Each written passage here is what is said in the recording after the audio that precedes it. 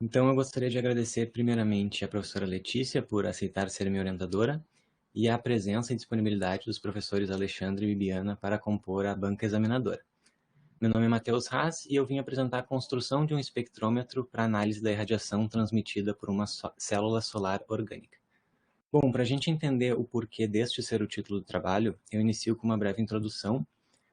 E o primeiro dado que eu trago para exemplificar como a energia solar está em expansão são as máximas eficiências registradas anualmente em distintos materiais, né? Então, a gente pode observar na figura da esquerda que esse acréscimo de eficiência ocorre ao longo dos anos e, em conjunto com isso, um aumento de durabilidade, estabilidade dos painéis e uma redução de custo nessas células fotovoltaicas. E tudo isso interligado, então, e relacionado com a evolução tecnológica da geração fotovoltaica. Essa evolução tecnológica, ela nos permite a utilização de materiais com características únicas, como é o caso das células que possuem transparência.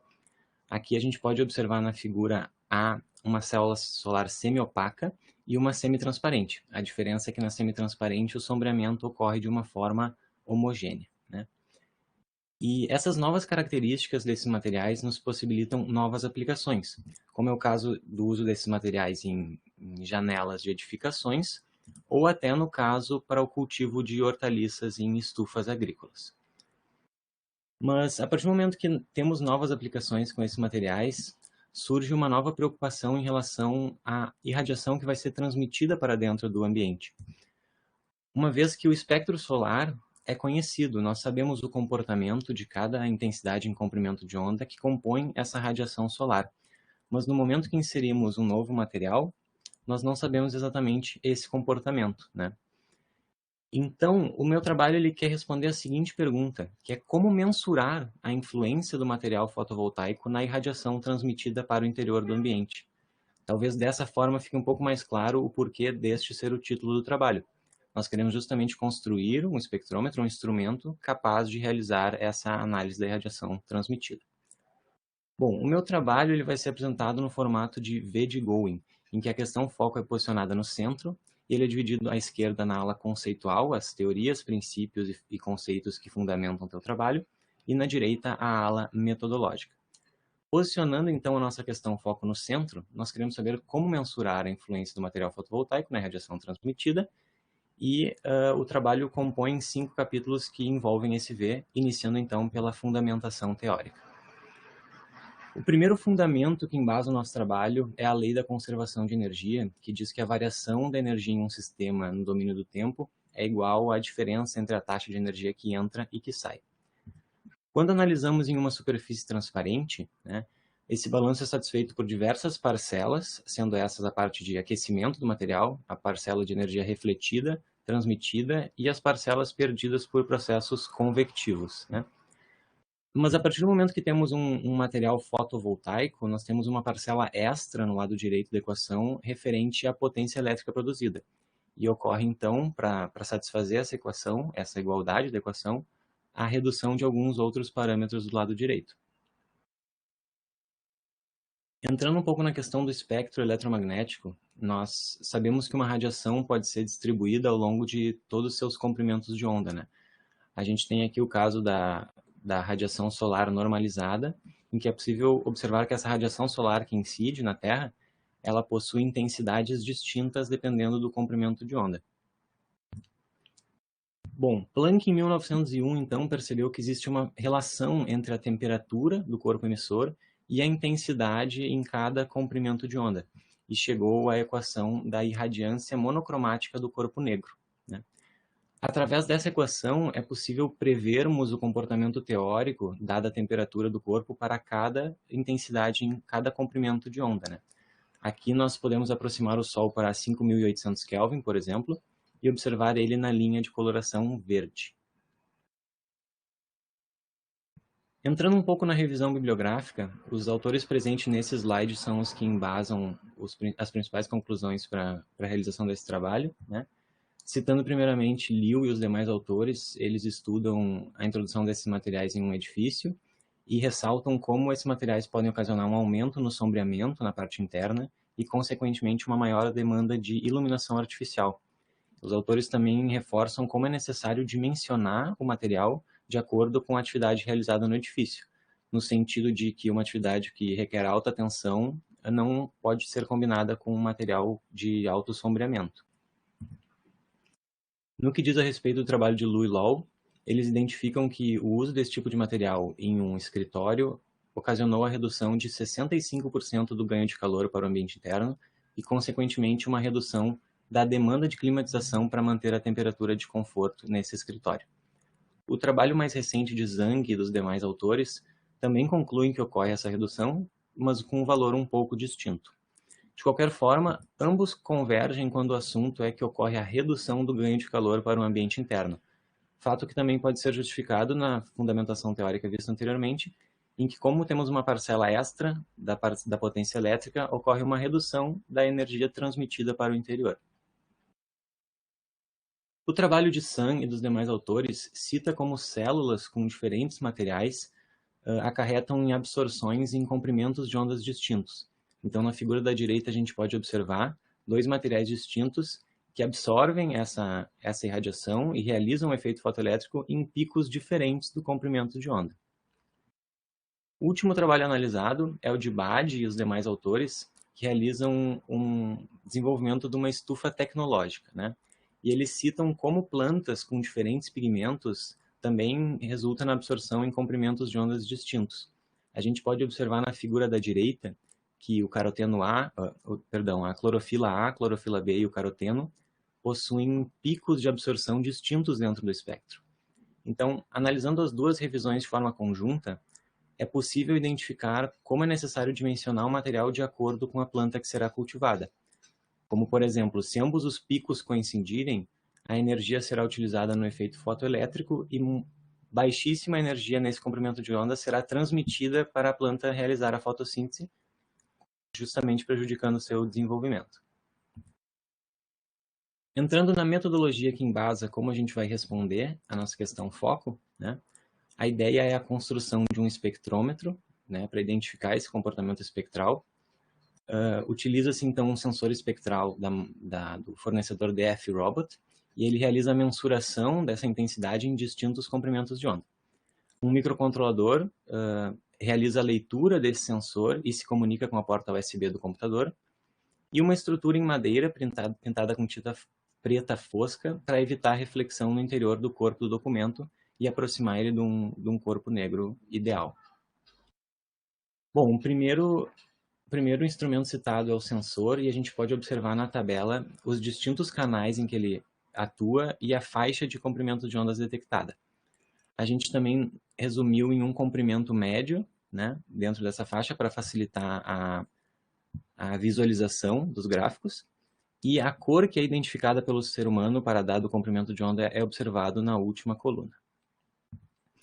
Já o Node MCU, que é a placa de controle, ela realiza a comunicação I2C, que vai ser necessária para comunicar com o sensor, e ela também processa os dados e envia informação via USB, que é justamente o que a gente quer observar, os dados na leitura do computador. Então, o primeiro passo é identificar quais são os pinos utilizados para a comunicação I2C na placa, que é os pinos de dado e de clock, e a gente pode observar que se trata do GPIO 5 e 4, né? Então, esses são os pinos que a gente vai utilizar para realizar a comunicação com o sensor. O diagrama de conexão a gente pode observar na figura da esquerda, né? E no total são utilizados 4 fios, 2 para alimentação e 2 para a troca de dados, dando ênfase que a alimentação do sensor pode ser de 3.3 volts até 5 volts. Bom, os algoritmos desenvolvidos, eles funcionam em conjunto, e o primeiro é desenvolvido na linguagem de Arduino, dentro do Arduino IDE. Ele realiza a leitura periódica desse sensor e envia os dados via USB a cada segundo. E, em conjunto com isso, o Python realiza a leitura desses dados na porta USB a cada segundo e cria gráficos em tempo real para visualizar o espectro que está incidindo no sensor. No que diz respeito ao Arduino, a leitura dos canais do sensor é realizada por uma biblioteca que é disponibilizada pelo fabricante para facilitar essa leitura, e o envio dos dados é um simples comando print que escreve os dados na porta serial. Os dados, eles são de um tipo string, então eles precisam ser separados por vírgula para depois serem interpretados. Na questão do Python, nós utilizamos a biblioteca PySerial para facilitar o acesso aos dados na porta serial. E o tratamento de dados é justamente transformar essa string, que é lida, esse texto, da porta serial, em uma lista de inteiros para serem plotados. Então, exemplificando que a gente vai receber um texto, né, que não tem valor numérico, e a gente precisa transformar isso em uma lista de todos os canais do sensor, para poder gerar os gráficos. Depois ocorre, então, a normalização dos dados para poder obter o poder emissivo espectral normalizado. Isso é obtido através do cálculo de um coeficiente K, que ele é 100 dividido pelo maior valor da lista, e esse valor K ele é multiplicado por cada elemento da lista. Assim, então, a gente vai ter uma lista cujo resultado, destacado em valor vermelho, é o valor 100, que representa o maior valor da lista de entrada. E todos os demais valores são calculados de forma ponderada a este, para estabelecer uma relação entre os fluxos. Então, essa lista final normalizada vai ser chamada com essa sigla de PEEN, e sempre que eu citar o PEN, refere-se ao poder emissivo espectral normalizado. Para a criação dos gráficos do PEN pelo comprimento de onda, a gente utiliza a biblioteca Seaborn e principalmente uma função chamada Func Animation, que permite a atualização do gráfico de forma periódica, em conjunto com a leitura do sensor. A metodologia para o experimento vai ser observar, através do espectrômetro, como esse material da célula orgânica influencia no espectro solar incidente, né? Esse material ele é da marca Infinity PV e foi concedido gentilmente pela professora Letícia. E o objetivo final é, então, obter a curva do poder emissivo espectral normalizado resultante. A célula solar orgânica utilizada nesse trabalho ela é dividida em 3 regiões. Então, a região A é a região mais azulada, em que ocorre o efeito fotoelétrico. A região B é a parte dos condutores da célula, com uma cor mais amena. E a região C é a que apresenta a maior transparência no módulo em que não ocorre corrente elétrica. Bom, o processo de construção dessa estrutura para sustentar a célula foi feito com uma serra popularmente chamada de tico-tico, e teve-se o cuidado de manter um grau de liberdade para poder rotacionar e posicionar essa célula em direção ao Sol. Bom, a coleta de dados se baseia numa verificação inicial da resposta de cada canal do sensor, e para isso utilizamos lâmpadas LED de coloração única. Em seguida, o dispositivo ele é calibrado utilizando a equação da irradiância monocromática espectral para um corpo negro de 5.800 Kelvin, para simbolizar o Sol. E, por fim, os dados são validados com espectros conhecidos. Então, nós utilizamos uma lâmpada LED de 2.900 Kelvin e uma de 5.200. Por fim, então, a medição do poder emissivo espectral normalizado nas distintas regiões da célula, garantindo que o instrumento já está funcionando, calibrado e validado. Partindo para a parte de resultados, o instrumento ele é apresentado na imagem, né, em que o sensor espectral ele se encontra na base do dispositivo. Em cima do mesmo temos o Node MCU, que recebe os dados e envia para o computador, e a estrutura de madeira, então, de compensado naval pintada com tinta preta fosca. Na verificação inicial para LED cor única, essa etapa é importante para garantir que os sensores estão de acordo com o que estamos observando fisicamente. No sentido de que quando eu ilumino o sensor com uma luz azul, eu espero que os primeiros canais respondam de forma mais acentuada que os outros. A mesma coisa se dá com a luz verde, né, com a LED verde, com a LED amarela e com a LED vermelha. Então, a gente percebe que os canais eles estão corretamente mapeados de acordo com o comprimento de onda que estamos analisando. Bom, para a calibração do dispositivo, utilizamos o espectro solar teórico, né? E realizamos uma primeira medição e percebemos que a curva não se ajusta de forma muito fiel ao esperado. Então, é calculado o ganho necessário para ajustar essa curva em cada comprimento de onda. Percebemos ali que nos três primeiros comprimentos de onda, precisa-se de um ganho superior a 1 para ele alcançar a curva teórica, e no caso da última faixa, precisa de um ganho menor que 1 para ser atenuada. Ao final dessa calibração, realizam-se novas medições com o instrumento calibrado e percebe-se um ajuste satisfatório em relação à curva teórica, pelo menos no aspecto visual. Bom, a próxima etapa é validar o instrumento com espectros conhecidos. Aqui a gente tem uma lâmpada de 2.900 Kelvin, em que o espectro é fornecido pelo fabricante é apresentado acima e o obtido pelo instrumento construído é apresentado embaixo. A gente pode observar que ambos apresentam um pico máximo próximo de 630 nanômetros. Ambos apresentam, em média, de 50% de poder emissivo espectral normalizado em 445, né? No que diz respeito à lâmpada de 5.200, ambos apresentam um pico máximo em 445 nanômetros e possuem uma semelhança visual entre as formas. Claro, o ajuste não ocorre de forma intensa porque o sensor funciona em faixas espectrais, né? A partir do momento que fosse reduzido esse tamanho das faixas, ele poderia se aproximar cada vez mais do espectro contínuo. Bom, então percebemos que o dispositivo ele é capaz de identificar até mesmo espectros mais complexos. Bom, para o poder emissivo espectral em cada região solar, a imagem superior é a irradiação que incide, a radiação solar que incide no dispositivo, e a região A, B e C é a irradiação após ultrapassar essas superfícies. Por mais que seja difícil analisar a região A e B nessa escala, eu trago para ter uma noção de magnitude da opacidade das regiões A e B, né? Que pode ser observado inclusive pelo forte sombreamento produzido pelo módulo. No que diz respeito à região C, ocorre uma variação média de 22% no espectro solar ao atravessar a região, sendo 515 nanômetros o mais afetado, com quase 42% de redução.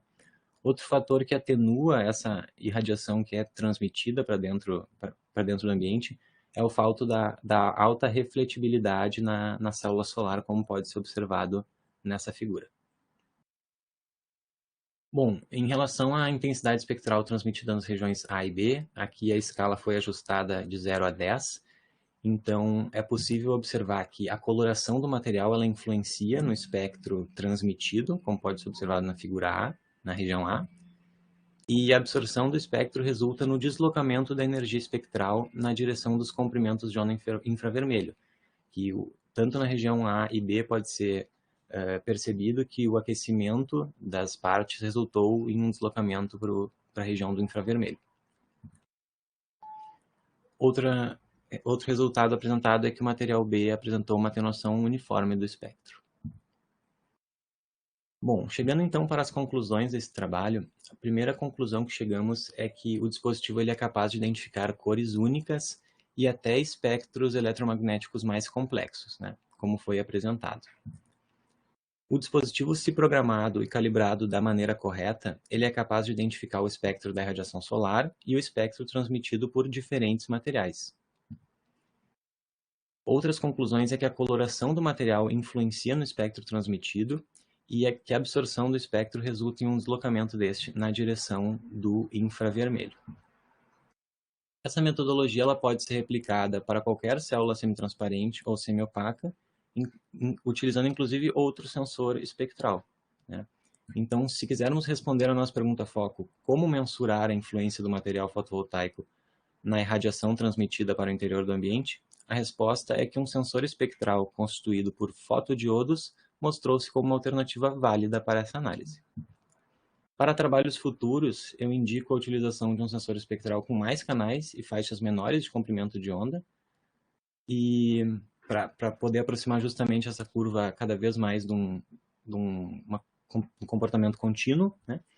E a avaliação dessa mesma metodologia com células com maior transparência quando essas já estiverem disponibilizadas em escala comercial. Eu trago aqui as referências do meu trabalho e eu agradeço a todos pela atenção.